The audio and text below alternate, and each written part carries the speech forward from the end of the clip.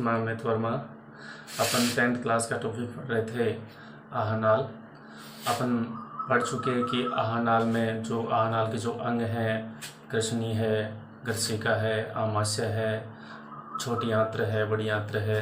आज अपन पढ़ेंगे आमाशय में भोजन किस प्रकार से होता है, आमाशय में एंजाइमों के द्वारा किस प्रकार से भोजन बनता है। चलो अपन स्टार्ट करते हैं। लेकिन स्टार्ट करने से पहले से आप इस चैनल को सब्सक्राइब ज़रूर करें ताकि जो नेक्स्ट मैं जो पढ़ाने वाला हूँ जो वीडियो वो आपको मिलता रहे। चलो अपन स्टार्ट। देखो बच्चों, अपन ने बात कर ली थी छोटी आंत्र तक। आज अपन बात करते हैं बड़ी आंत्र। कौन सी? बड़ी आंत्र या आंत, लार्ज इंटेस्टाइन। अब जो बड़ी आंत्र होती है वो क्या होती है? देखो, मैंने डायग्राम बनाया था कि भाई इस प्रकार से यहाँ पर ऐसे बनाऊँ मैं।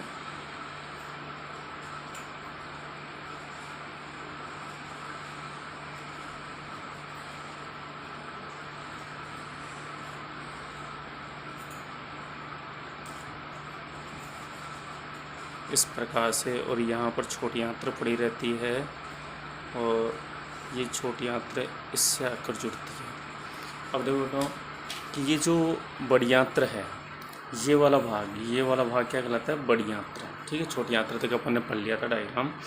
अब जो बड़ी आंत्र है, इस बड़ी आंत्र क्या काम करती है कि ये जो छोटी आंत्र बीच में जो पड़ी रहती है, उधर भाग में जो पड़ी रहती है, यहाँ पर छोटी आंत्र बड़ी आंत्र से जुड़ती है। इस स्थान पर क्या होता है? छोटे छोटे जीवाणु पाए जाते हैं। क्या पाए जाते हैं यहाँ पर? छोटे छोटे जीवाणु, बैक्टीरिया जिसको बोलते हैं। क्या बोलते हैं? जीवाणु या बैक्टीरिया। ये जो जीवाणु या जो बैक्टीरिया होते हैं, बड़ी आंत्र में जो जीवाणु या बैक्टीरिया पाए जाते हैं, ये बैक्टीरिया क्या काम करते हैं कि जो अपचित भोजन है, कौन सा? अपचित भोजन है, तो अपचित भोजन का क्या करते हैं? एक तो पाचन करते हैं। क्या करते हैं? पाचन। किसके द्वारा? किण्वन विधि के द्वारा। कौन सी विधि के द्वारा? किण्वन विधि के द्वारा उसका पाचन किया जाता है। मतलब उसको किण्वन विधि द्वारा अपचित भोजन को क्या कर दिया जाता है? सरल पोषक तत्वों में बदल दिया जाता है। पोषक में, किस में बदल जाता है? सरल पोषक तत्वों में बदल दिया जाता है। किसके द्वारा? कि बड़ी आंत्र में छोटी आंत्र बड़ी आंत्र से जिस स्थान से जुड़ती है वहाँ पर छोटे छोटे मतलब जीवाणु पाए जाते हैं। वो जीवाणु क्या करते हैं? अपचित भोजन का क्या करते हैं? किण्वन करते हैं। किण्वन द्वारा क्या काम करते हैं? उनको सरल पोषक तत्वों में बदल दिया जाता है। और जब सरल बन जाते हैं तो क्या कर लिया जाता है भाई? इसका अवशोषण कर लिया जाता है। उनका क्या कर लिया जाता है? अवशोषण। ठीक है। अब एक चीज़ देखो, यहाँ पर बड़ी आंत्र का सिर्फ मेन क्वेश्चन आता है, इसका कार्य पूछा जाता है। क्या पूछा जाता है? कार्य। तो याद रखना, बड़ी आंत्र का मुख्य कार्य होता है जल का अवशोषण करना। जल का अवशोषण करना क्या कार्य होता है? जल का अवशोषण करना। ये जल का अवशोषण करती है। और यहाँ पर जो सरल पोषक तत्व हैं, इनमें खनिज पोषक तत्व आते हैं। क्या आते हैं? खनिज पोषक तत्व। कौन से आते हैं? खनिज पोषक तत्व। तो बड़ी आंत्र जल के साथ साथ, मतलब जल को तो अवशोषित करती है, तो जल को अवशोषित करने के साथ साथ खनिज पोषक तत्वों का भी क्या करती है? अवशोषण करती है। अब एक चीज़ और इसमें जो अपशिष्ट रह जाता है, मतलब सरल पोषक हो गए, फिर आपको पता है लास्ट में यहाँ पर क्या बचेगा? किण्वन के बाद अपशिष्ट क्या बचेगा? अपशिष्ट पदार्थ। उस अपशिष्ट पदार्थ को बड़ी आंत्र द्वारा क्या कर दिया जाता है? मल द्वार तक पहुँचाया जाता है। कहाँ तक पहुँचाया जाता है? मल द्वार तक पहुँचाया जाता है। कौन पहुंचाता है? बड़ी आंत्र। कहाँ तक पहुंचाती है? मलद्वार तक पहुंचाने का काम करती है। और फिर जो मलद्वार है वो क्या करता है? जो भी अपशिष्ट है मल उसको बाहर त्यागने का काम करता है। अब देखो, बड़ी आंत्र के भी 3 भाग होते हैं। बड़ी आंत्र के भी कितने भाग होते हैं? 3 भाग। अब देखो कौन कौन से होते हैं। पहला भाग होता है अंडनाल। कौन सा होता है? अंधनाल। ठीक है, दूसरा भाग होता है वृद्धात्र। दूसरा भाग कौन सा होता है? वृद्धात्र। अंधनाल, दूसरा कौन सा भाग? वृद्धात्र। इसको तो बोलते हैं सिक्कम और इसको बोलते हैं कोलन। बृहदात्र, कोलन। और तीसरा हो गया मलद्वार या मलाशय। तीसरा कौन सा हो गया? मलाशय, रेक्टम। तीसरा कौन सा हो गया? मलाशय या रेक्टम। अब एक चीज़ देखो, इसको पढ़ते हैं अंधनाल सिक्कम क्या होती है। देखो, छोटी आंत्र, ये जो बीच में जो छोटी आंत्र है, ये छोटी आंत्र जब बड़ी आंत्र से मिलती है तो जिस स्थान से मिलती है उस स्थान को क्या कहते हैं? अंधनाल। उसको क्या कहते हैं? अंधनाल। तो यहाँ पर क्या होती है? अंधनाल। 1 नंबर, यहाँ पर मैं नंबर ही डाल दूँ 1 नंबर। जी 1 नंबर क्या है? अंधनाल है। ठीक है, फिर देखो यहाँ से लेकर ये वाला जो भाग है, यहाँ से यहाँ फिर यहाँ, ये वाला भाग कहलाता है 2 नंबर। 2 नंबर मतलब वृद्धात्र। क्या कहलाता है? वृद्धात्र मतलब कोलन। और फिर लास्ट में ये वाला भाग क्या कहलाता है? मलाशय। क्या कहलाता है? मलाशय। अब देखो, जो ये वृद्धात्र है, सॉरी अंधनाल है, ये अंधनाल क्या होती है कि छोटी आंत्र में जो पचित भोजन होता है, छोटी आंत्र में लगभग मतलब जो भी भोजन होता है उसका पचित भोजन का अवशोषण कर लिया जाता है। अभी जो अपशिष्ट बचता है उस अपशिष्ट को या अपचित भोजन को कहाँ पर छोड़ा जाता है? बड़ी आंत्र में। और बड़ी आंत्र में छोटी आंत्र बड़ी आंत्र में भोजन को बेचती है, तो कहाँ पर बेचती है? अंधनाल में बेचती है। कहाँ पर बेचती है? अंधनाल में। और आप देखो, अंधनाल में आप जानते हो क्या पाए जाते हैं? जीवाणु। ये जीवाणु क्या काम करते हैं भाई? किण्वन करते हैं। किण्वन द्वारा खनिज पोषक तत्वों को क्या, जो खनिज पोषक आते हैं उनका क्या कर लिया जाता है? अवशोषण कर लिया जाता है। अब यहाँ पर अंधनाल में क्या होता है? अंधनाल भाग में एक छोटी सी लंबी सी नलिका निकली होती है। क्या निकली होती है? छोटी सी लंबी सी नलिका निकली होती है इस जगह पर, यहाँ पर ऐसे ऐसे। ठीक है, उस नलिका को बोलते हैं, मैं कलर पेन से प्रेजेंट करूँ यहाँ पर। ठीक है, इस लंबी सी नलिका को क्या बोलते हैं? कृमि रूपी परिशेषिका। कृमि रूपी परिशेषिका क्या बोलते हैं? कृमि रूपी परिशेषिका। इंग्लिश में बोलते हैं वर्मीफॉर्म अपेंडिक्स। क्या बोलते हैं? Vermiform appendix. अपेंडिक्स क्या है? देखो, कृमि रूपी परिशेषिका, यहाँ पर एक क्वेश्चन आ जाता है कि भाई बड़ी आंत्र में जो अतिरिक्त अंग पाया जाता है उसका नाम, तो अतिरिक्त अंग का नाम कृमि रूपी परिशेषिका। अब जो ये कृमि रूपी परिशेषिका है, ठीक है, ये क्या है कि वजह से अपन अवशेषी अंग, क्या है ये? अवशेषी अंग है ये। क्या है ये? अवशेषी अंग, कृमि रूपी परिशेषिका। अब इस अवशेषी अंग का कार्य देखो क्या होता है। अवशेषीय हो भी सकता है, लेकिन ये सिर्फ एक ध्यान रखना, ये सिर्फ शाकाहारी जीवों में पाया जाता है। किसमें पाया जाता है? शाकाहारी जीवों में। ठीक है, अब शाकाहारी जीवों में इनका काम क्या होता है? जैसे शाकाहारी जीव, जैसे भैंस हो गई, गाय हो गई, बकरी हो गई, ठीक है, भेड़ हो गई, हिरण हो गई, इनमें ही ये क्या पाया जाता है? कृमि रूपी परिशेषिका। का कार्य होता है कि भोजन में जो सेलुलोज होता है, भोजन में जो सेलुलोज होता है उसका पाचन करती है। उसके पाचन में सहायक होती है कौन? कृमि रूपी जो परिशेषिका होती है वो सिर्फ शाकाहारी में ही पाई जाती है। मांसाहारी में, अपन मानव में अवशेषी क्यों है?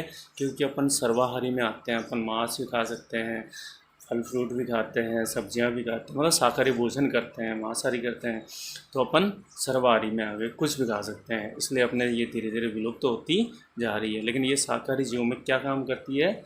सेलुलोज का पाचन करने का काम करती है। ठीक है, तो ये किसकी बात हो गई? कृमि रूपी परिशेषिका की। तो अंधनाल की बात हो गई। अब देखो किसकी बात करें? वृद्धात्र की। किसकी बात? अपन सिर्फ स्ट्रक्चर की बात कर रहे हैं। ठीक है, अब देखो वृद्धात्र, जो वृद्धांत्र जो भाग है वो बड़ियात्र का सबसे बड़ा भाग होता है। बड़ियात्र का सबसे बड़ा भाग कौन सा होता है? वृद्धांत्र। और इसकी लंबाई होती है 1.3 मीटर। कितनी लंबी होती है? 1.3 मीटर। ठीक है। और ये देखो ऐसी दिख रही है, मैंने एक इस पेन से किया था ऐसे यू आकार। क्या था? यू आकार। तो ये क्या होती है? जो वृद्धांत्र होती है, यहाँ पर लिखूँ, जो वृद्धांत्र होती है वो क्या होती है? उल्टे यू आकार की। कैसी होती है? उल्टे यू आकार की होती है। ठीक है। और बड़ियात्र का सबसे बड़ा भाग होता है और इसकी लंबाई कितनी होती है? 1.3 मीटर। कितनी होती है? 1.3 मीटर। अब इसके भी क्या होता है? 4 भाग होते हैं। कितने भाग होते हैं? 4 भाग। देखो कौन कौन से। एक तो होता है आरोही आरोही वृद्धांत्र। आरोही वृद्धांत्र।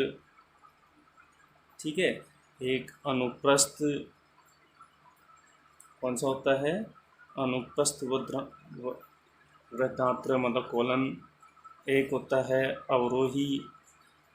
एक कौन सा होता है? अवरोही वृद्धांत्र। और एक और कौन सा होता है? सिग्मा का। कौन सा होता है? सिग्मा का। तो वृद्धांत्र के कितने भाग हो गए? 3 भाग, सॉरी 4 भाग। आरोही देखो ऊपर की तरफ जो वाला भाग है, यहाँ से देखो ऊपर जा रहा है ना ऊपर। ये यहाँ पे तो छोटी आंत्र मिल रही थी, तो छोटी आंत्र के मिल रही फिर ऊपर की तरफ आता है, तो इस वाले भाग को तो क्या बोलते हैं? आरोही। मैं ए डालूँ इसको। ये कौन सा भाग है? आरोही। ठीक है, आरोही वृद्धांत्र है।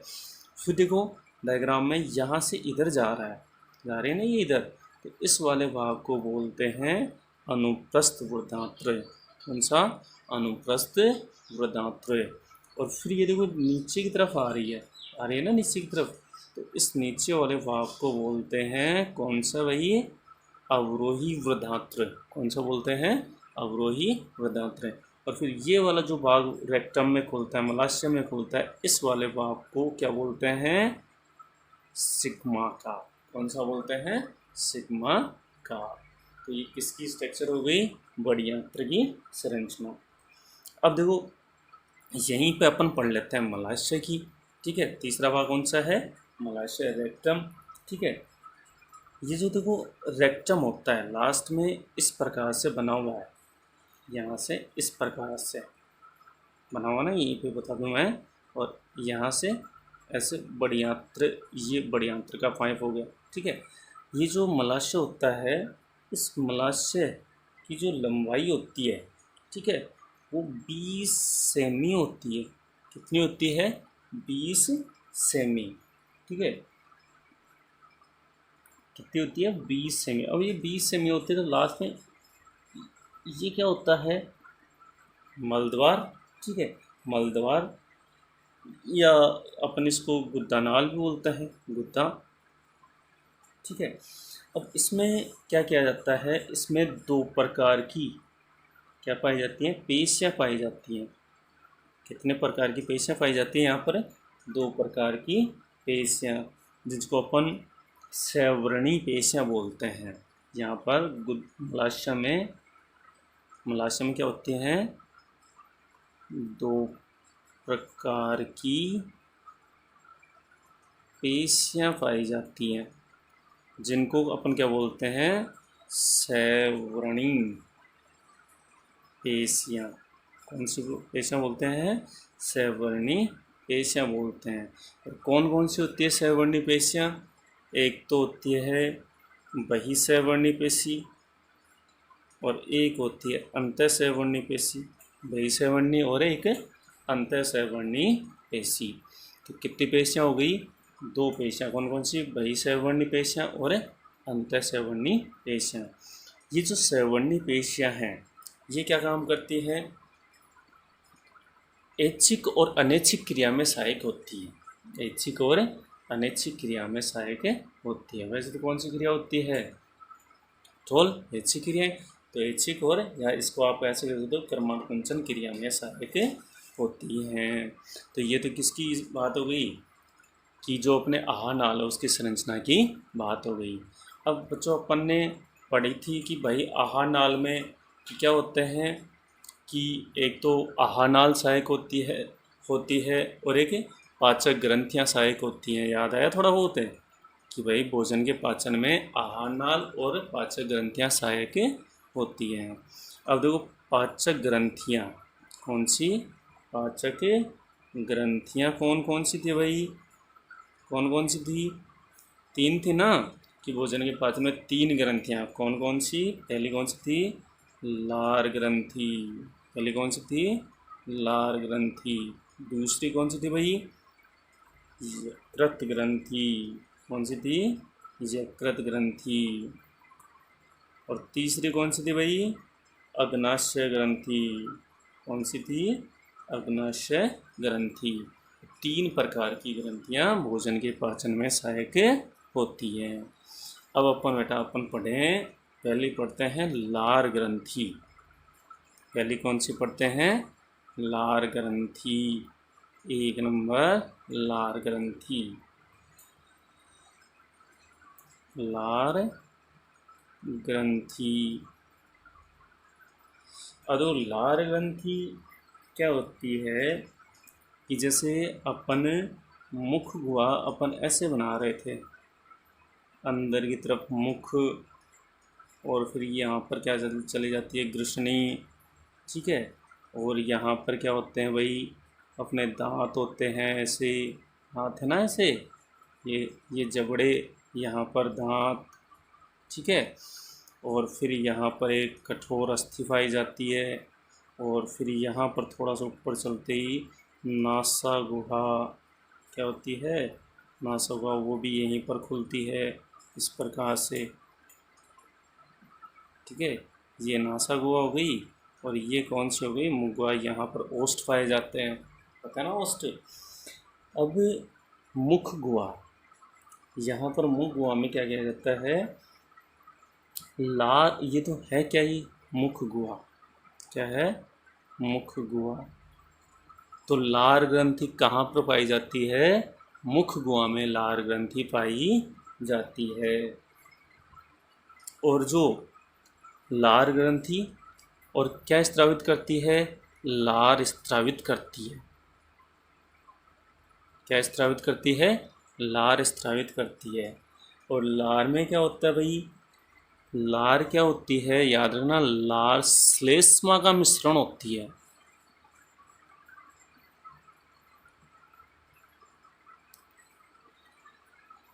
लार क्या होती है, लार एक श्लेष्मा का मिश्रण होती है, जो कि अपन जैसे भोजन निगलते हैं, ठीक है, या भोजन को चबाते हैं, तो द्वारा चबाने का कार्य होता है ना। तो जो भोजन चबाते हैं उस टाइम भोजन में लार मिलाई जाती है, लार ग्रंथि द्वारा क्या किया जाती है, लार मिलाई जाती है। और वो लार क्या करती है, भोजन को लसलसा और चिपचिपा बना देती है, भोजन को लसलसा और चिपचिपा बना देती है। कौन भाई, लार। तो इसका श्लेष्मा का कार्य क्या हो गया, श्लेष्मा का कार्य क्या हो गया, भोजन को लसलसा व चिपचिपा बनना, किसका कार्य हो गया भाई, लार ग्रंथि का। और ये श्लेष्मा होते हैं ना, वो लुम्ब्रिकेट की तरह कार्य करती है, ठीक है। और अब देखो यहाँ पर भोजन, जैसे अपन भोजन खाए, इसको क्या कर दिया, लसलसा कर दिया, भोजन को क्या कर दिया, लसलसा। अब जो लसलसा भोजन है, तो भोजन में लार का कार्य, मेन कार्य, मुख्य कार्य, किसका, लार ग्रंथि का मुख्य कार्य क्या होता है, भोजन में उपस्थित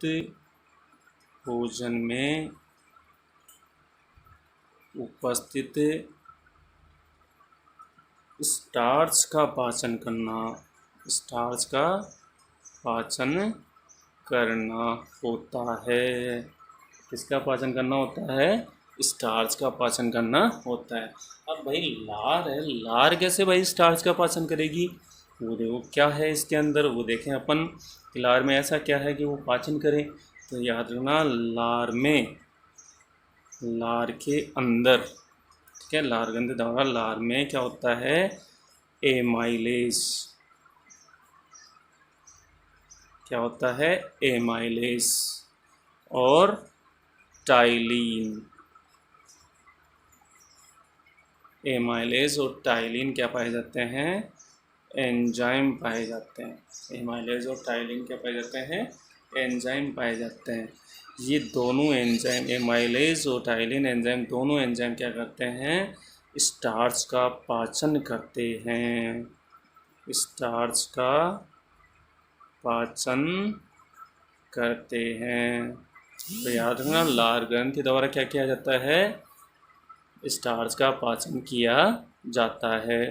और क्या होता है लार में, लार ग्रंथि द्वारा लार में क्या स्रावित किया जाता है, एमाइलेज और टाइलिन।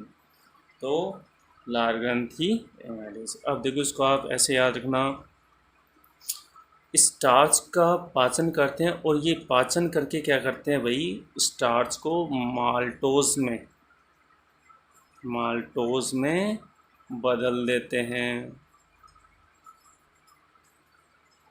एमाइलेज क्या काम करता है, स्टार्च को माल्टोज में बदलने का काम करते हैं।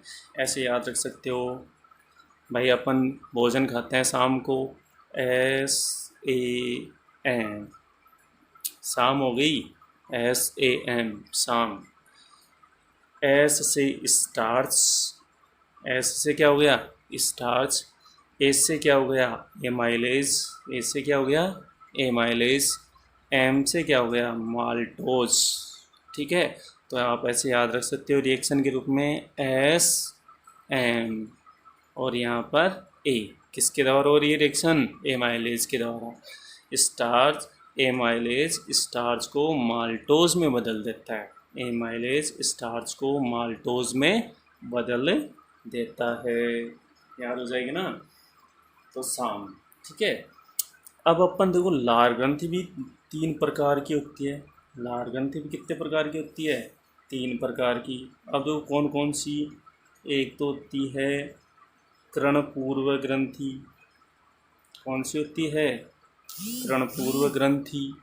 ठीक है, दूसरी होती है अधोजंब ग्रंथि, कौन सी होती है, अधोजंब ग्रंथि। और तीसरी कौन सी होती है, अधोजीवा ग्रंथि, कौन सी होती है, अधोजीवा ग्रंथि।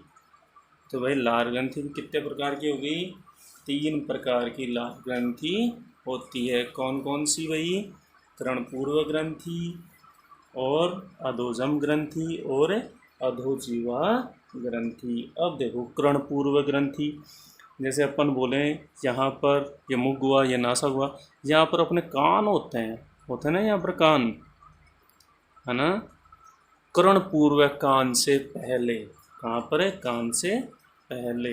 तो यहाँ पर देखो कानों से पहले यहाँ पर इस जगह पर ये वाली, ठीक है, यहाँ पर जो ग्रंथि पाई जाती है उसको बोलते हैं कर्णपूर्व ग्रंथि,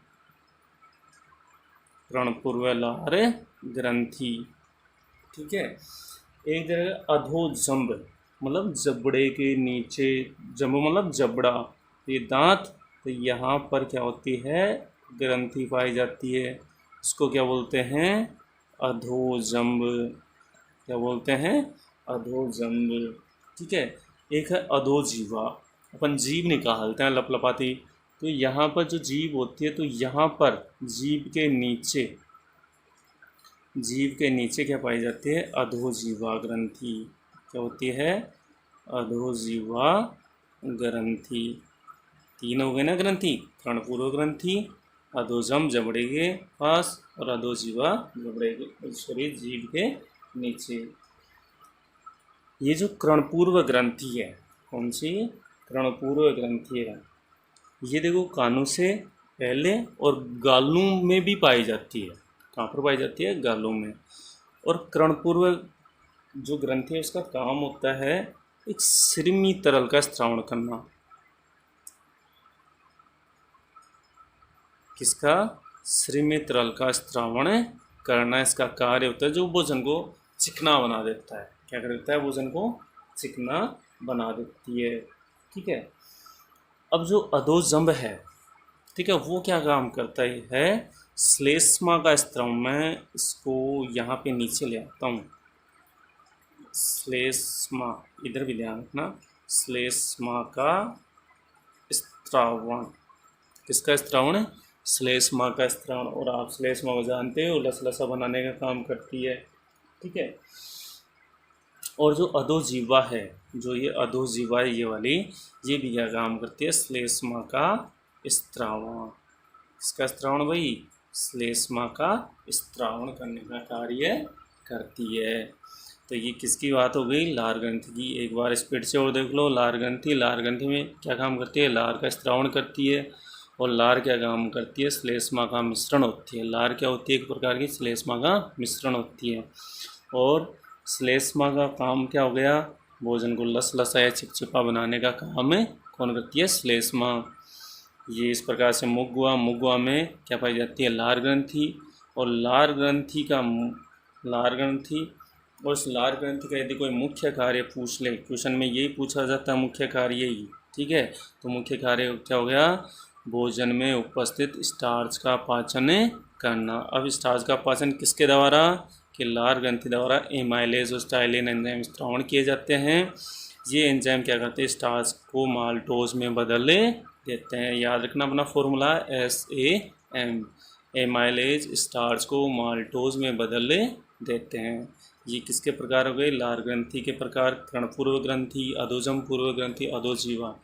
यहाँ पर कान, तो कानों से पहले, जबड़े के नीचे और जीभ के नीचे। कर्णपूर्व ग्रंथि क्या काम करती है? श्रीमित तरल का स्त्रावण करती है। अधोजम क्या काम करती है? श्लेष्मा का स्त्रावण करती है। अधोजीवा क्या काम करती है? श्लेष्मा का स्त्रावण करती है। ठीक है। देखो बच्चों, अपन 10th क्लास के साथ साथ अपन 12th क्लास की बायोलॉजी भी पढ़ रहे हैं, पता है ना आपको। और बायोलॉजी के साथ साथ अपने वाले जो चैनल है उसमें वाइल्ड लाइफ आपको देखना चाहिए, डिस्कवरी चैनल।